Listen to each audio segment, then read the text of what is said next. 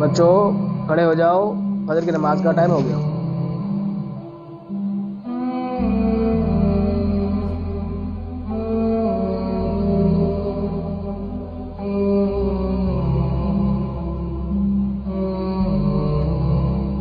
ओहो, ये बच्चे अभी तक भी नहीं खड़े हुए। खड़े हो जाओ भाई, खड़े हो जाओ। जी साहब, मैं तो सर दिन फजर की नमाज पढ़ने को देंगे। ओहो, मैं तो रात जल्दी सो गई सर की नमाज।